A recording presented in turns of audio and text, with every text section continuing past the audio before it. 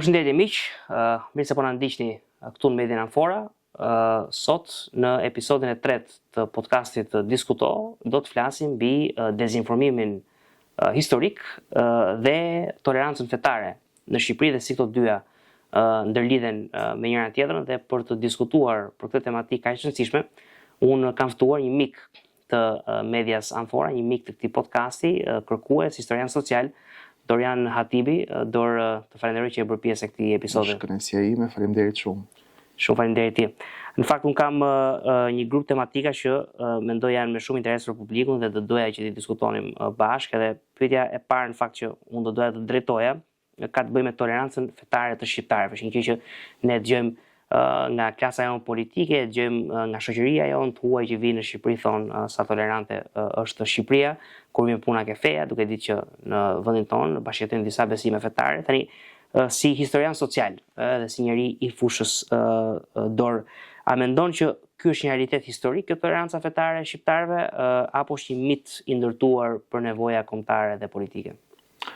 Shiko, Roel, është në fakt shumë interesante sepse është ndërtuar një narrativ vitet e fundit, e cila tenton që ta vërë në dyshim faktin historik nëse në Shqipëri ka pasur ose jo tolerancë fetare, sepse gjithmonë është tentuar që të përshkruhet toleranca fetare si një farë indiferentizmi fetar, si një farë paditurie fetare, si një farë pragmatizmi i popullit shqiptar, dhe kjo ka çuar në perceptimin se toleranca fetare në Shqipëri është një mit.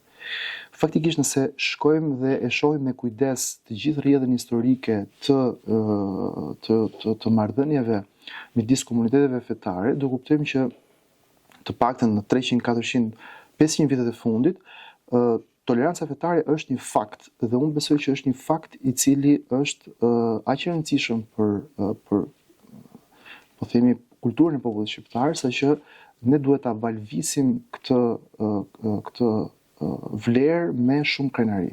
Dhe mund të marr me qindra shembuj përgjatë historisë pse kjo tolerancë është fakt, nuk është vetëm një mit.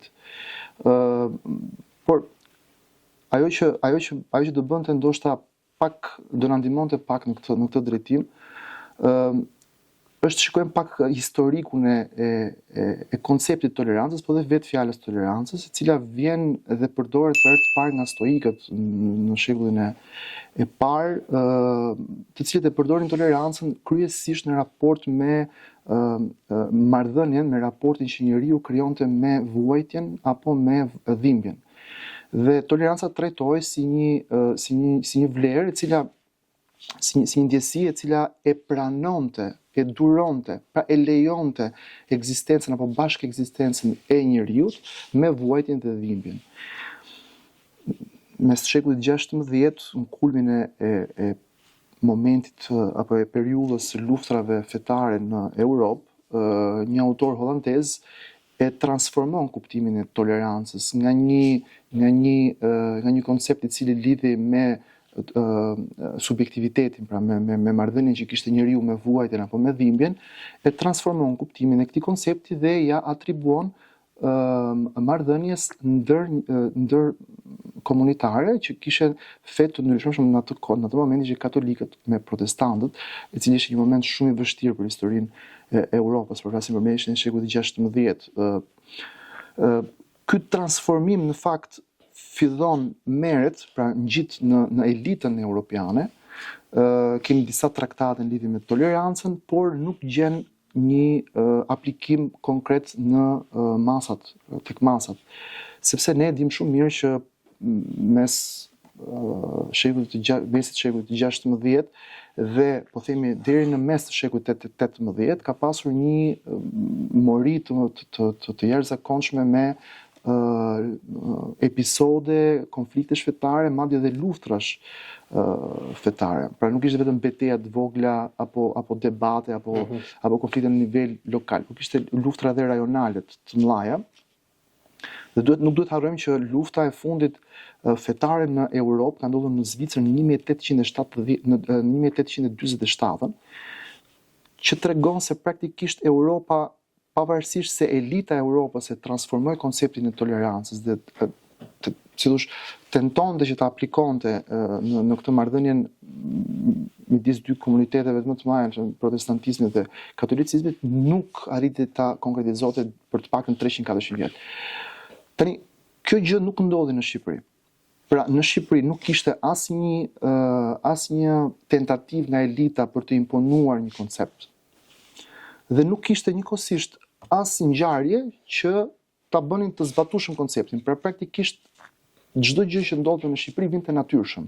Pra, ky durimi kaq shumë i elaboruar nga elitat, ky pranimi, ky lejimi, pra kjo fakti që unë e pranoj dikë që është ndryshe nga unë aty, ta kem afër, vinte shqiptarit natyrshëm. Tani, a i vinte kjo sepse ai ishte i paditur, cilën unë e dyshoj realisht shumë, sepse nuk besoj që po themi besimtari zvicerian i 1847 ishte më shumë i ditur se sa besimtari shqiptar i po atij viti.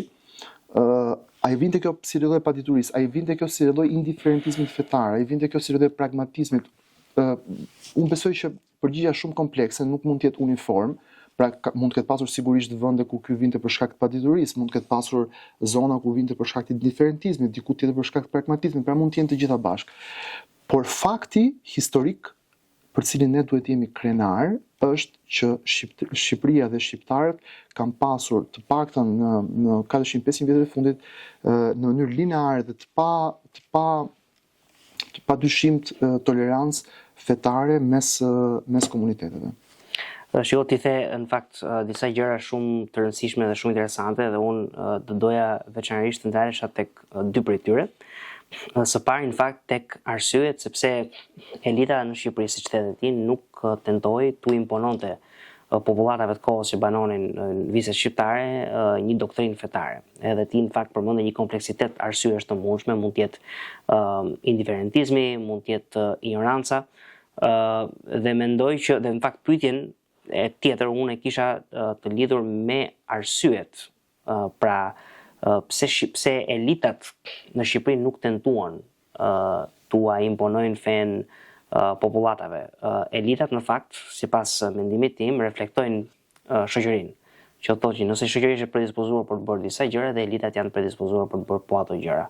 Dhe në rast se elitat nuk u imponojnë një doktrinë fetare popullatave të tyre, elitat nuk janë fetare.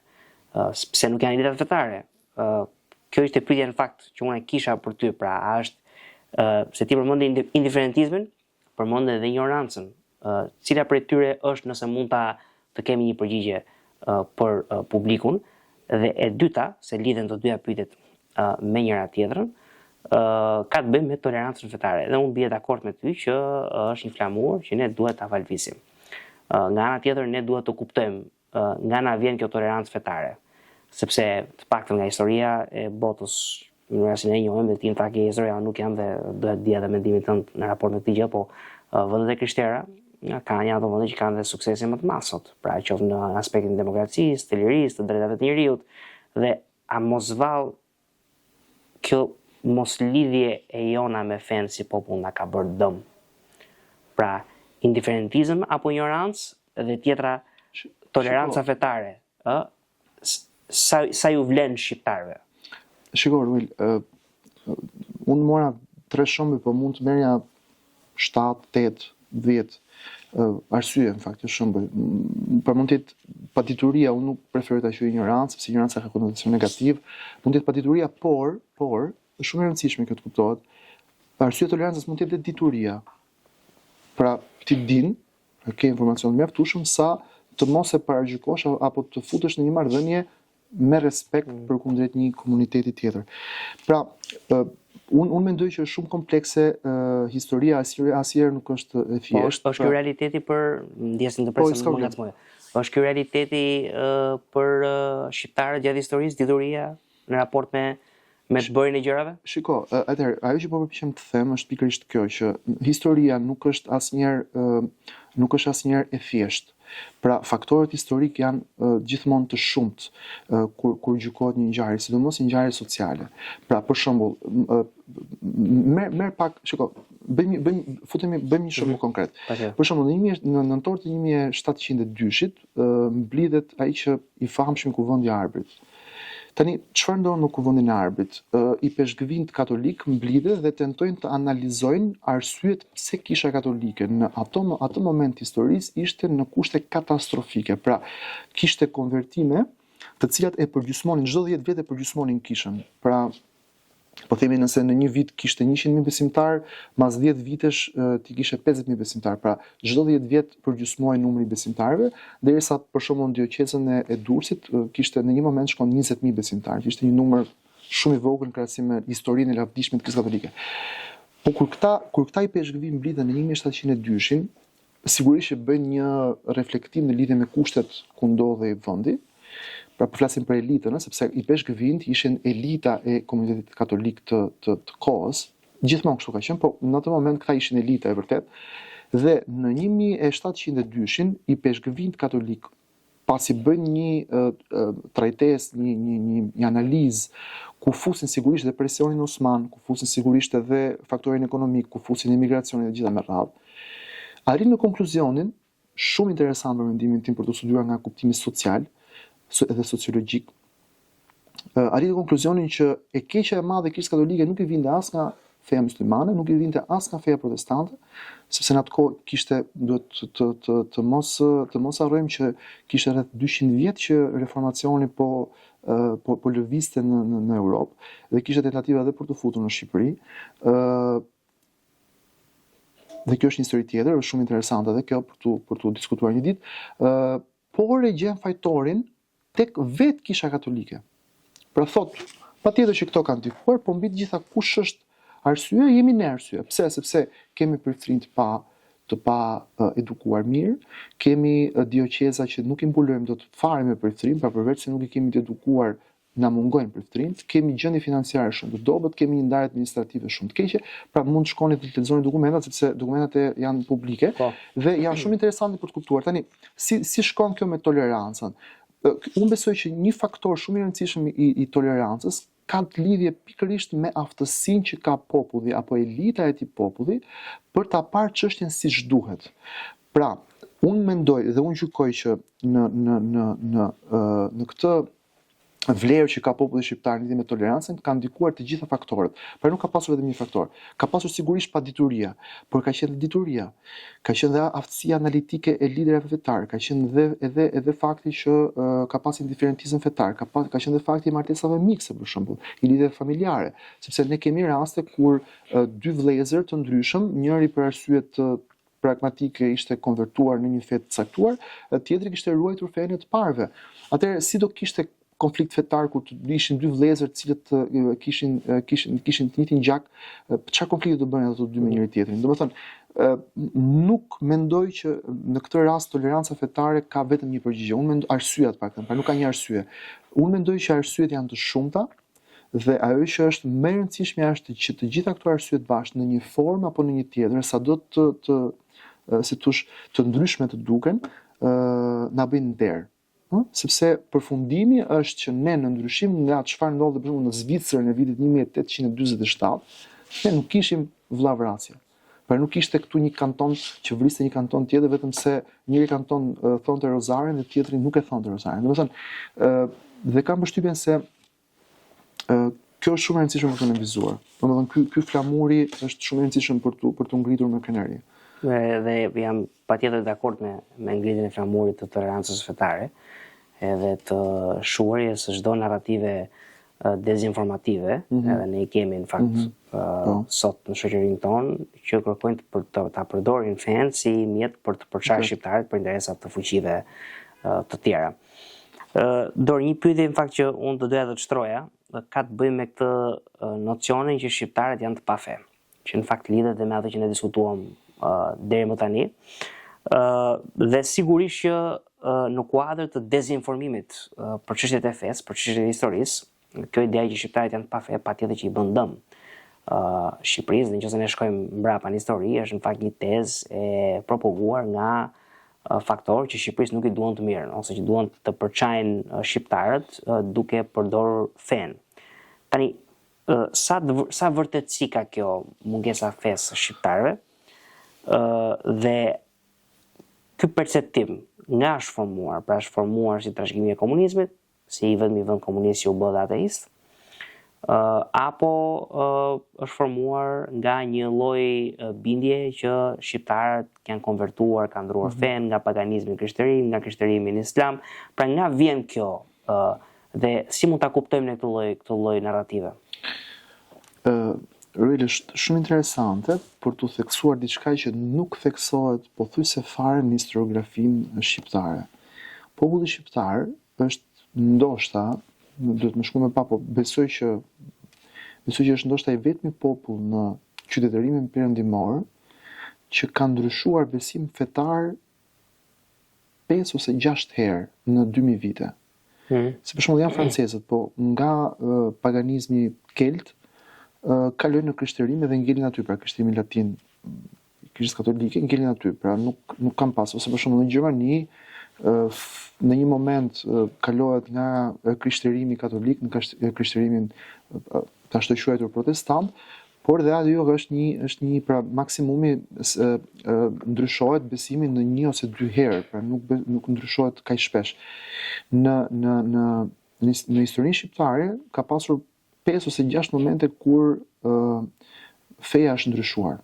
Pra ka kaluar në një moment nga sistemi filozofik grek dhe mitet greke, kalojnë romanizohen, pastaj kalohet në krishterimin latin, me taktikonin e Leos, perandorit Leon kthehet në administrimin e Bizantit dhe fillon bizantinizimi i shqiptarëve. Në 1205-ën, 4-5-ën me kryqëzatën e 4-të fillon një konvertimi i shqiptarëve në fen katolike, pra kemi një tjetër ndryshim të besimit. Në mes shekullit 16 deri në mes shekullit 18 ka një konvertim masiv në fen islame dhe kemi në fund pastaj, siç e përmendët dhe ju, kemi konvertimin pra për mua ateizmi është një fe në bazë vet, pra nuk ka një, pavarësisht se tentohet nga marksistët të paraqitet si një doktrinë shkencore, ajo është një fe në bazën e vet. Ka përcimin, ka këtë kalimin në ateizëm, që do të thotë që i gjithë ky itinerari historik i feve në Shqipëri i ka dhënë këtyre forcave jo dashamirëse, i ka dhënë mundësinë për të folur për një paqëndrueshmëri, për një mungesë feje ose mungesë të rrënjve fetare, mungesë të vlerave, që në fakt akuza për të pa fe nuk do të thotë të pa fe, po do të thotë të pa besë. Unë të paktën kështu e kuptoj, pra është një mënyrë për të akuzuar për pabesi një popull, është një mënyrë për ta degraduar, për ta ofenduar një popull. Por bazën e ka tek konvertimet e shpeshta shqiptarëve. Jo, ajo që dua të them është që është marrë një fakt historik dhe është keq interpretuar si paqëndrueshmëri. Në fakt nuk është kështu. Pra, ajo që duhet të bëj një historian besojnë social i kujdesshëm është që duhet të shkoj dhe të shikoj pak në detaj se çfarë ka ndodhur në gjitha këto momente historike. A janë këto vërtet paqëndrueshmëri? Sepse ka versione që këto momente ndryshimi janë momente pasurimi. Pra janë momente kur si thosh shqiptarët kanë marrë një vetdije të caktuar dhe kanë bërë një ndryshim rrënjësor. Pyetja që lind që në fakt lind në këtë moment, edhe është një pyetje që unë kam kohë që e kam në kokën time në fakt dhe po e zhbiriloja edhe përpara se ne të uleshim për të folur, për të diskutuar së bashku, ka të bëjë pikërisht me këtë, pra, dakord, ka arsye të caktuara historike etj, por këto arsye historike nuk kanë impaktuar popujt e tjerë. Pse janë shqiptarët të vetmit që janë konvertuar 4, 5 apo 6 herë dhe për shembull francezët janë konvertuar nga paganizmi kelt në katolicizëm dhe kanë lënë aty, pra pse se e tha dhe veti me shumë të drejtë, pra jemi vetë popull që jemi konvertuar kaq shpesh. Sepse Ruel, ka lidhje shumë të fortë, besoj unë, me disa karakteristika etnokulturore të popullit shqiptar. Ka shumë lidhje me historinë, pra me faktor historik, pra me faktin për shembull që nuk duhet harrojmë një detaj shumë interesant, që është pozita jonë gjeografike për shembull. Durrësi, qyteti Durrësit, vetëm nga shekulli 10, në shekullin e 14 është pushtuar 33 herë nga 33 pushtues të ndryshëm. Pra, nuk mund të pretendosh nga një qytet me 10.000 banor, 20.000 banor, janë në kulmin e vet ka pasur 40.000 banor gjatë këtyre 400 viteve që përmenda unë. Nuk mund të pretendosh që të ndroj pushtues 33 herë dhe të mos impaktohet kulturalisht apo teologjikisht nga pushtuesi apo nga këto stuhi geopolitike, politike, historike, quaj si duash.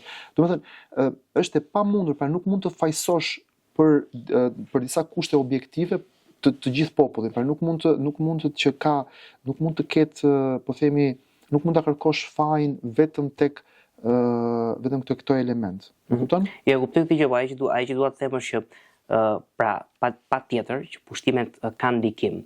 Kur ne flasim për shembull për konvertimin masiv të shqiptarëve gjatë perandorisë osmane, nën diktatin politik osman rënë të gjithë kombët e Ballkanit. Por në jurinë time dy kombe patën një konvertim, që jemi ne, pra shqiptarët në Ballkan dhe bosnjakët. Dhe edhe popujt e tjerë pak a shumë mësuan të njëjtat kishin të njëjtat pasojë nga pushtimi osman, pse këta popull për shembull nuk zgjodhën ta ndronin vendin, ishin shqiptarët pikërisht që këtë nuk e shtroj për t'i dhënë zë atyre narrativave dezinformative, por që ne t'i godasim ato narrativa dezinformative, ne në radhë parë duhet dim nga vijnë. Pra, a ka një bazë dhe kjo bazë ku e ka premisën? Unë mendoj që baza është tek keq përdorimi i faktit historik. Pra, nëse fakti historik hiqet nga konteksti, nëse fakti historik deformohet, vetë faktin dhe deformohet, nëse fakti lidhet në mënyrë virtuale, artificiale, me fakte që nuk kanë lidhje të drejtë për drejtë me arsyeën për cilën po flasim, të gjitha këto janë mënyra disinformimi. Nuk duhet harrojmë që disinformimi nuk ka vetëm disinformimi, nuk ka lidhje vetëm me të thënit diçka ndryshe nga e vërteta, pra të thënë diçka, të thënë një gënjeshtër, të thënë diçka të pavërtetë.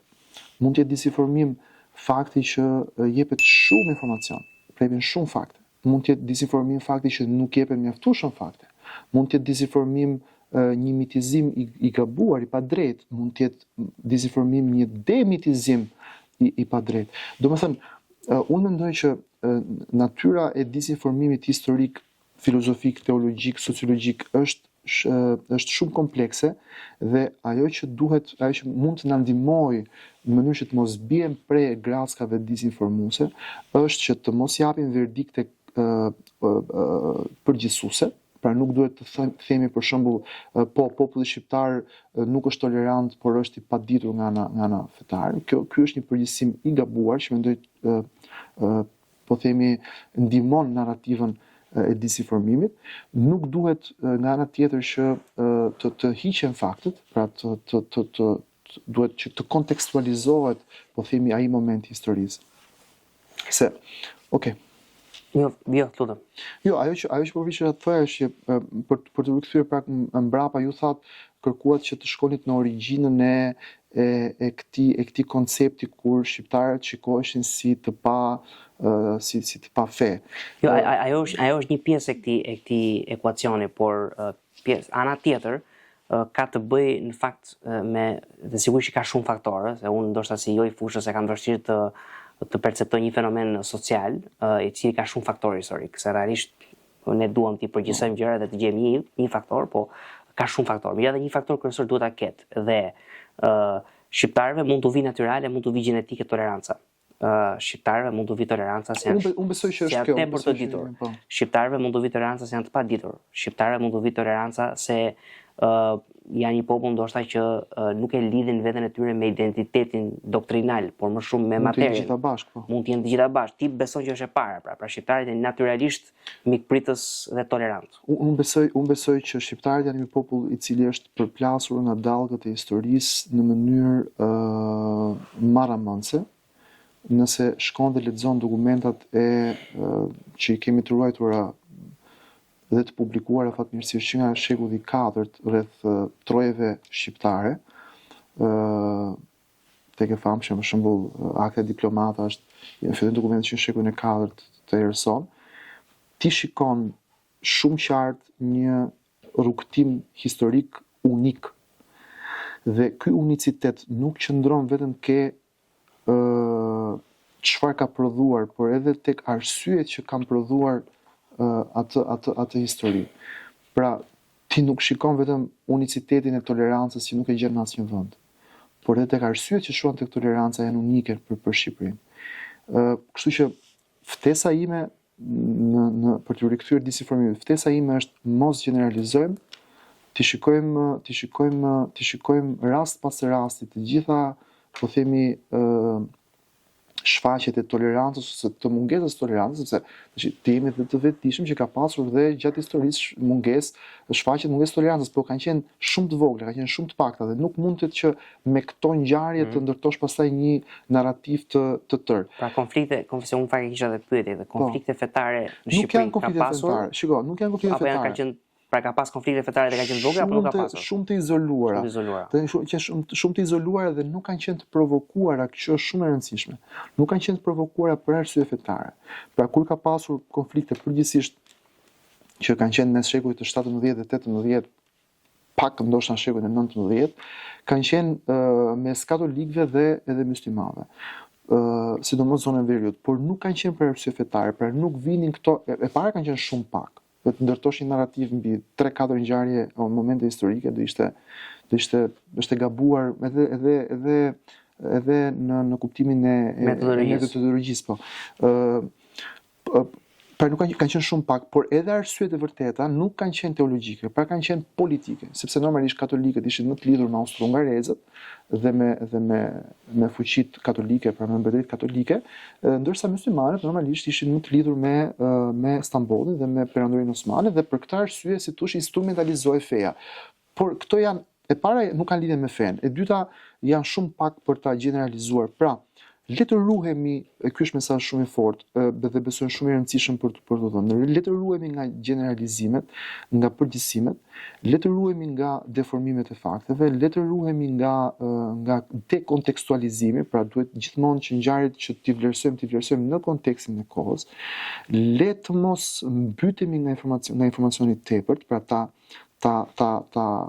filtrojmë pak informacionin që marrim dhe unë besoj që e vërteta është aty shumë e qartë. E vërteta shumë e qartë është që populli shqiptar në gjenetikën e tij për shumë arsye është tolerant dhe mikpritës. Është një popull i cili ka në ADN-n e vet e ka të përbërë nga disa nukleotide kulturore, për bëj këtë metaforën, nga disa nukleotide kulturore që për cilat duhet jemi krenar.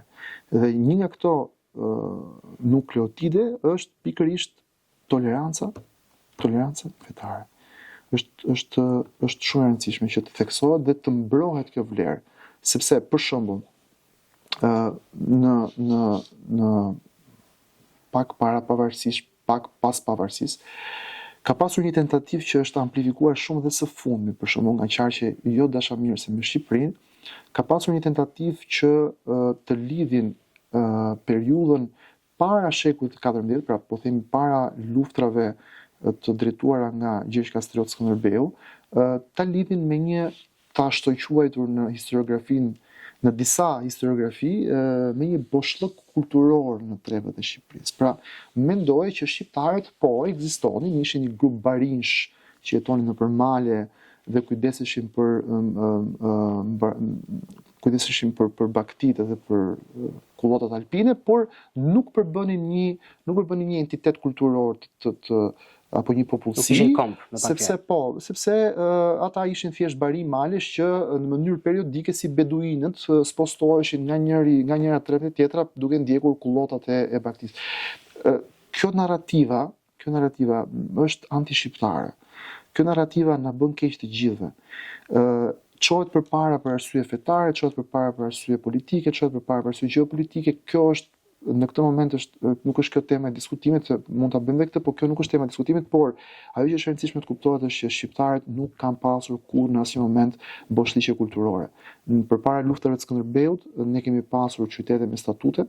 Përpara luftave të Skënderbeut ne kishim shkolla, dikush thot universitete ku formoheshin elitat, ku formoheshin fisnikët. Ne kishim një klasë aristokratike e cila bënte marrëveshje, bënte tregti, bënte martesa me të gjitha familjet e Europës, pasin përjashtim, sidomos të rajonit, në Itali, në Spanjë, në Veri. Domethënë, për çfarë duhet, ku qëndron boshllëku kulturor? Cili është boshllëku kulturor? Në 1332 kemi një peshkëv të Tivarit që thotë shqiptarët kanë librat e tyre. Pra flet për libra. Po. Kush është boshllëku kulturor? Dhe që unë se the shumë gjëra interesante dorë dhe do e nis nga kjo e fundit. Një prej problemeve mendoj më të mëdha që ka sistemi arsimor që nuk i amplifikon ato fakte si rasti i librave në vitin 1332, pra edhe në arsimin fillor në Shqipëri, edhe në arsimin e mesëm, po të shohësh librat e historisë, unë sigurisht nuk jam ekspert i fushës, se ndoshta ti di më shumë për këtë pjesë, por duket që ka një mungesë të theksuar të nxjerrjes pa të arritjeve të shqiptarëve ose të paraardhësve të shqiptarëve ndër vite. Kjo mund të jetë me qëllim, kjo mund të jetë pa qëllim, kjo është një gjë. Dhe nga ana tjetër pastaj, meqense jemi në kuadrin e dezinformimit për çështjet historike, dezinformimi për Kombin sigurisht të prek ty në radhë të parë, dhe nga ana tjetër në periudhën e rrjeteve sociale, të këtyre grackave të algoritmeve. Është shumë kollaj që të biesh pre e narrativave përçarëse dhe narrativave që të vërteta ose jo i shkojnë në mënyrë të drejtë për drejtë kundër interesit të kombit tënd dhe rrjedhimisht dhe interesit tënd si individ. Tani, unë fakt se ne folëm për pjesën e harmonisë fetare, dhe tham që ka shumë arsye. Në mos gaboj dhe mund të më korrigjosh tu është Pashko Vasa që ka thënë që mos dëgjoni kisha e xhamia feja shqiptarit as shqiptaria, nuk e di nëse citova ashtu siç duhet dhe nuk e di nëse është Pashko Vasa thënësi i shprehjes, por shohim me sa e njohun historinë një përpjekje të nacionalizmit shqiptar të kohës për ta ndarë shqiptarizmin ose shqiptarin nga një besim fetar, që është në fakt e ndryshme nga fqinjet tanë. Pra, Greqia në vitet 1800, në revolucionin grek, e lidhi besimin e vetë fetar me kombin, po ashtu dhe vendet slave, serbët, malazezët, bullgarët, etj. Shqiptarët nuk e bën këtë gjë. Arsyet politike dihen për shkak se shqiptarët ishin të përçarë dhe kjo do të ndante. Po sa ka ndikuar nacionalizmi shqiptar tek toleranca fetare, ose me fjalë të tjera, në qoftë se tek fqinjet tanë mungesa tolerancës fetare është pjesë e nacionalizmit të tyre. A mos vallë toleranca fetare është pjesë e nacionalizmit shqiptar ose pjesë e patriotizmit shqiptar? Jo, unë nuk e besoj këtë për të qenë i qartë dhe i drejtë për drejtë që në fillim, sepse nëse do ishte kështu, ne do kishim një fillim të tolerancës fetare me fillimin e lëvizjes patriotike etj. Kjo nuk fillon atëherë. Për shembull, unë mund të them që në vitin 1767, në 1767, por po flasim për mesin e shekullit 18, kur ishte kulmi i debateve fetare në Europë dhe kudo, në Durrës ka pasur një varresë të përbashkët me ortodoksët, për ortodoksët dhe katolikët.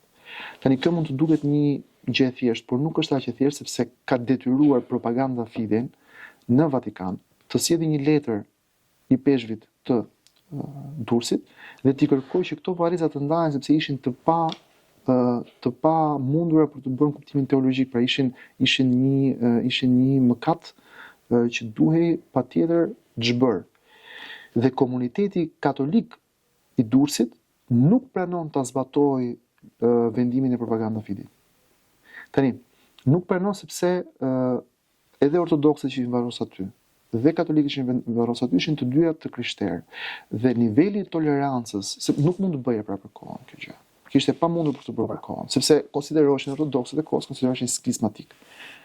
Komuniteti i Durrësit, katolik i Durrësit e kishte lejuar të ndodhte, pavarësisht se kishte një dokument nga Vatikani që kërkonte që kjo gjë të mos bëhej.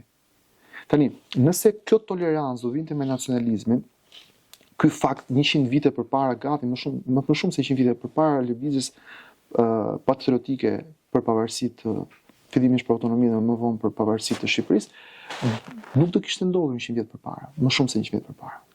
Që do thotë, kjo nuk ka lidhje me lëvizjen patriotike. Nuk ka fare lidhje me lëvizjen patriotike. Unë besoj që përkundrazi është lëvizja patriotike shqiptare, e cila ka qenë përfituesja kryesore e kësaj tolerancë. Sepse nuk duhet harrojmë që kur është bërë kryengritja në fillim të shekullit 20 për pavarësinë e Shqipërisë, kanë qenë bashkë musliman, kanë qenë bashkë katolik, kanë qenë bashkë ortodoks. Ka pas përjashtime? Patjetër që ka pas përjashtime. Mund citojmë këto përjashtime? Patjetër që mund citojmë këto përjashtime. Por a janë këto përjashtime, përbëjnë këto përjashtime një po themi mas faktesh historike që të na kundërshtojnë tolerancën fetare apo bashkëpunimin fetar? Sigurisht që jo, patjetër. Se mund të dalin ka shumë nga këta pseudo-akademikët edhe pseudo-historianët që thënë jo, po nuk ishte kështu sepse ka ndodhur kjo ngjarje këtu në këtë vendin. Patjetër që mund të ndodhur një ngjarje në një vend. Por problemi është kjo ngjarje në këtë vend a lidhet me tërësinë e ngjarjeve që kanë ndodhur apo është një vend izoluar, apo mund të jenë 2 vende të izoluara, apo mund të jenë 3 vende të izoluara. Pra, ftesa është që të mos bien prej dezinformimit sepse informacioni i saktë kërkon mbi të gjitha kontekstualizim, kërkon kujdes të madh në trajtim. Kjo është shumë e rëndësishme për të theksuar. Patjetër, dhe në fakt, për sa i përket këtyre eventeve të izoluara, të cilat sillen shpeshherë në opinionin publik nga disa figura, në fakt përdoren jo vetëm për delegjitimimin e harmonisë fetare në Shqipëri, por përdoren edhe për përçarjen e faktorit shqiptar në Ballkan. Pra, për shembull, ideja e kombit kosovar, që sigurisht është një ide në fakt që nuk ka bazament historik, sepse kombi është shqiptar, pra shteti është i Kosovës, por kombi është shqiptar. Dhe kjo për shumë ka lidhje në fakt, ose është përpjekur të bëhen lidhje në fakt dhe me çështjen e fesë për të nxjerrë në dritë të idenë e kombit kosovar.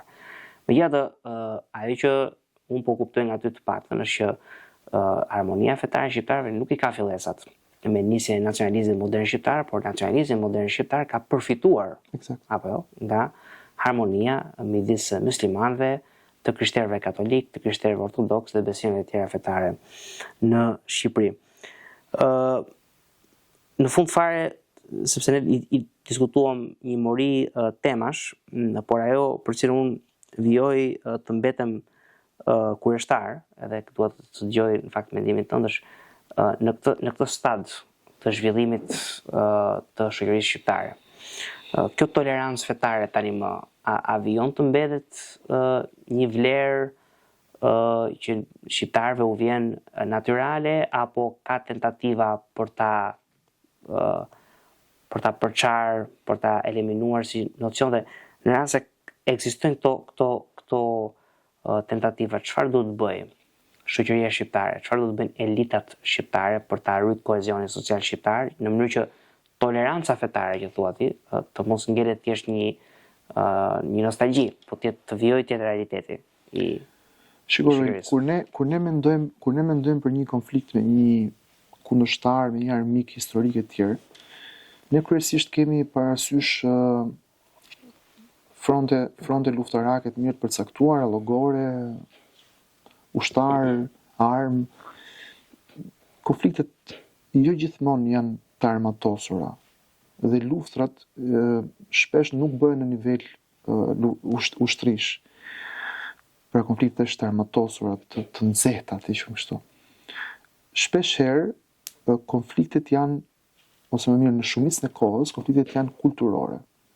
Dhe Shqipëria fatkeqësisht është e rrethuar nga një grup kombesh, shtetesh, realitetesh politike, të cilat janë të interesuara drejt për drejt për ta dobësuar imazhin e Shqipërisë në arenën ndërkombëtare, në brenda vetë kulturës shqiptare kanë tentuar dhe tentojnë vazhdimisht që ta dobësojnë kohezionin social, edhe tolerancën, edhe bashkëtesën midis komuniteteve. Sigurisht që ka pasur tentativa të tilla shkojnë përpara prej 40 vitesh dhe janë intensifikuar tashmë, pra nuk është një realitet që i përket këto tentativa për të konfliktuar komunitetet fetare apo grupe të ndryshme, jo vetëm nuk ka detyrimisht nuk është detyrueshme që këto grupe të jenë detyrimisht fetare, pra është tentuar të futet konflikte edhe në mes grupesh të tjera. Kush është vaksina për këto tentativa? Unë mendoj që, siç po thoya edhe pak më përpara, vaksina më e mirë është filtrimi. E para, ne kemi një akademi shkencash. Mirë, keq, ka kritika, sigurisht që ka kritika, mund të bëhen gjëra më mirë, patjetër që mund të bëhen gjëra më mirë. Ne kemi një akademi shkencash, kemi një version zyrtar të historisë.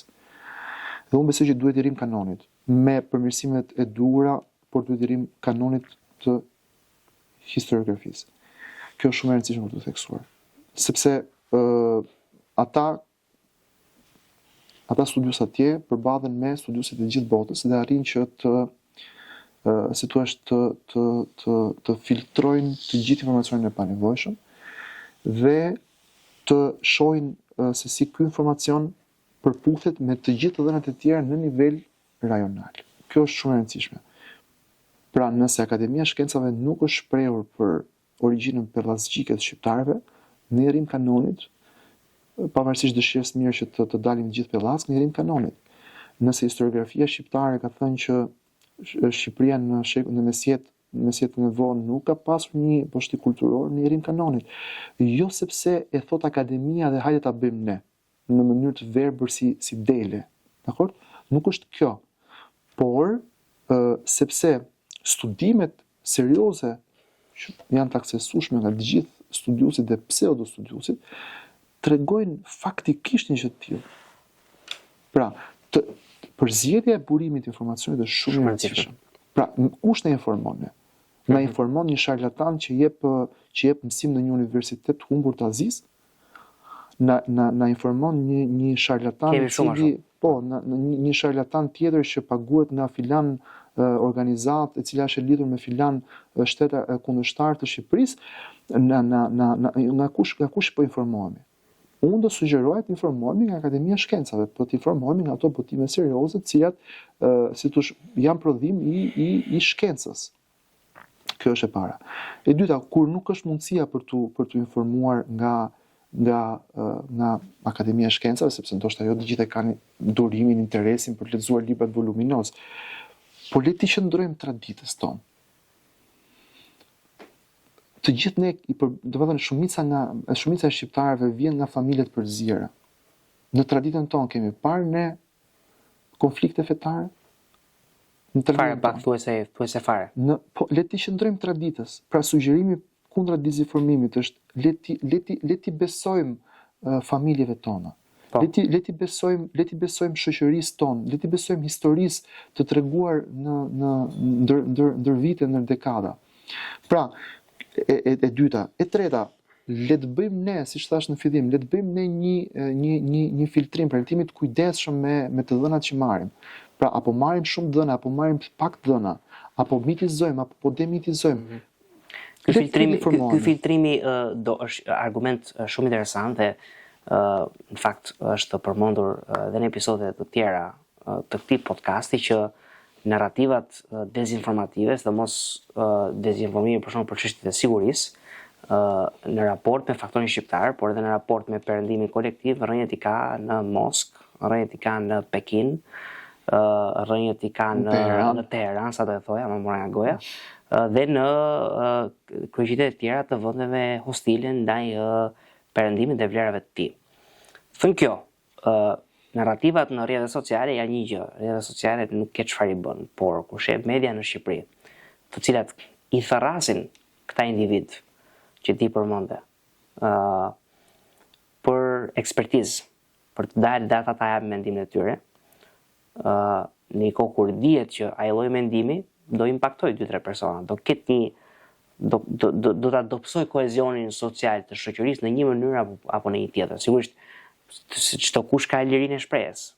Por nga ana tjetër të duhet ta ketë lirinë e shprehjes, por nga ana tjetër mediat në Shqipëri nuk e shohin me këtë lente që po e shohin mundet ti. Pra marrin njerëz për klikime. Nuk marrin njerëz për ore ky zotria bindja këtij e forcon kohezionin social apo e dobëson kohezionin social. Dhe ky është një problem shumë i madh.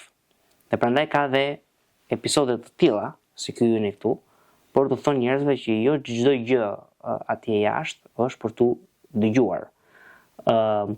Dhe padyshim që një prej mënyrave se si ti mund ta përçash kombin shqiptar dhe se si faktorët e jashtëm janë munduar ta përçojnë kombin shqiptar është feja. Kjo nuk ka ndodhur deri më tani, por duhet të ruhemi që të mos ndodhi. Megjithatë, shiko, ka një pyetje në fakt që unë dua të ta shtroj në raport me besimet fetare veçanërisht në Shqipëri dhe ne dimë mjaft mirë që natyra njerëzore stigmatizon.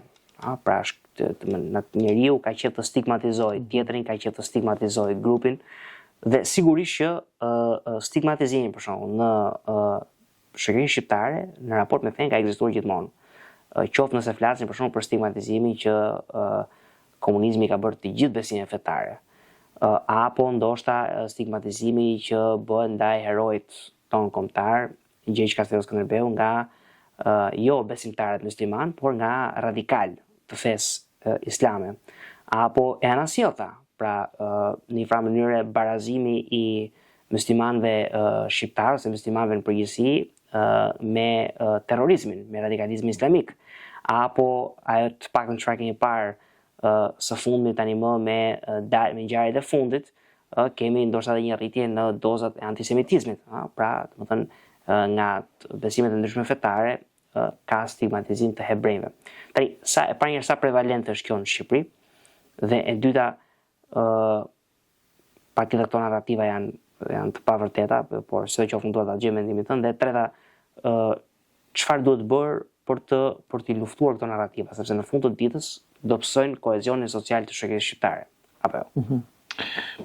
Sigurisht, unë do ftoja që të bëjmë një diferencë të qartë midis asaj që është mod e momentit, pra asaj që është, po themi, një trend i momentit nga vlera e etnokulturore e një populli. Pra toleranca është vlerë e jona e padiskutueshme. Dhe nuk mundet që ta barazojmë me një trend të momentit, siç është për shembull antisemitizmi, i cili lidhet me një ngjarje të caktuar që janë ngjarje që po ndodhin në Palestinë aktualisht. Lidhja e këtij momenti, po themi, me tolerancën fetare në Shqipëri, unë mendoj që është pikërisht një dizinformim. Sepse lidh, pra bën një lidhje e cila nuk ka lidhje me njëra tjetrën. Dhe shpjegoj pse. E shpjegoj me një fakt historik. Në 1940-ën, 40, 41, 42, me qindra, pra jo dhjetra, po qindra, dikush thot mira, po unë po qëndroj tek qindrat. Hebrej të papagzuar merrnin certifikat pagëzimi nga Kisha Katolike e Tiranës dhe e Turrësit, dhe përmes këtyre certifikatave të pagëzimit kalonin detin, shkonin në drejtim të Napolit apo në drejtim të nga Napoli pastaj shkonin në Amerikë. Kjo është Shqipëria e vërtet. e cila nën çizmen e pushtimit fashist, me një qeveri filofashiste dhe më vonë me një pushtim total në kontroll total të gjermanëve nazist, nën hundën e tyre, duke rrezikuar shtëpinë, duke rrezikuar pasurinë, duke rrezikuar jetën e vet, bënin çfarë kishin në dorë për të shpëtuar popullin hebre. Pra, ky është një moment për mua që flet.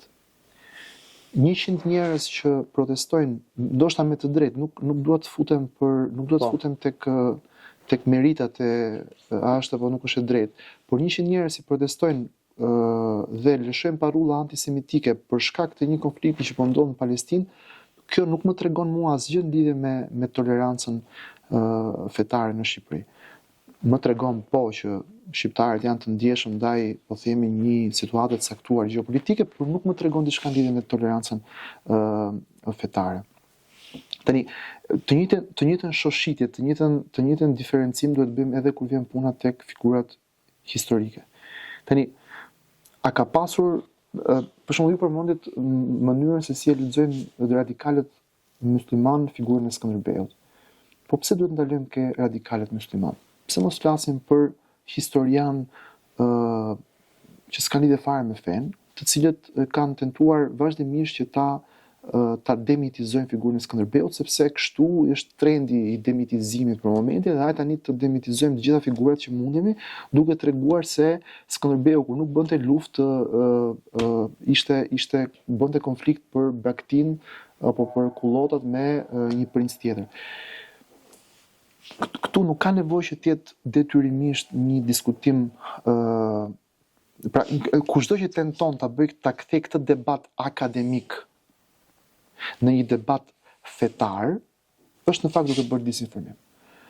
Sepse ka patjetër radikal musliman të cilët padrejtisht tentojnë ta demitizojnë figurën e Skënderbeut, por a fillon kjo me ta? Unë nuk besoj që fillon me ta, unë besoj që fillon në jetën akademike me tentativën, siç kishte për shembull tentativë për të demitizuar figurën e Jezu Krishtit në Europën e shekullit të 19, ka pasur gjithmonë tentativa për demitizime. Këto tentativa kanë përpavi politike apo janë thjesht ciklet të njeriut? Shiko, edhe në këtë rast unë dua të rikthehem edhe një herë diskutimit të parë. Nuk ka vetëm një arsye, ka shumë arsye. Ka nga ata idiotë të dobishëm që i pëlqen kauza dhe them pse mos ta përqafojmë në këtë kauzë, faktikisht janë duke bërë shërbim të pavetëdijshëm një politike të caktuar. Ka nga ata të tjerë që e besojnë sinqerisht këtë gjë, pra ka nga ata njerëz që arrin këtu përmes një logjike të shëndetshme. Ka njerëz të tjerë që arrin këtu sepse duhet arrin këtu për shkak se i është thënë që duhet arrin këtu. Pra, unë nuk të lexoja, pra do filloja të informoja në mënyrë korrekte, pikërisht duke mos e kategorizuar këto diskutime si të njërës fe apo të një feje tjetër. Pra, unë nuk besoj që dizinformimi duhet lidhur me fet. Pra, nuk janë muslimanët që po tentojnë të dizinformojnë. Por janë segmente që sigurisht që po përdorin edhe muslimanët, sepse ka segmente që përdorin edhe fe të tjera, të cilat po tentojnë të dizinformojnë. Siç ka segmente, po themi, të tjera që po tentojnë të mitizojnë personazhe. Për shembull, nuk e di nëse është vënë re, por ka një tentativë për të mitizuar figurën e Saad Pash Toptani.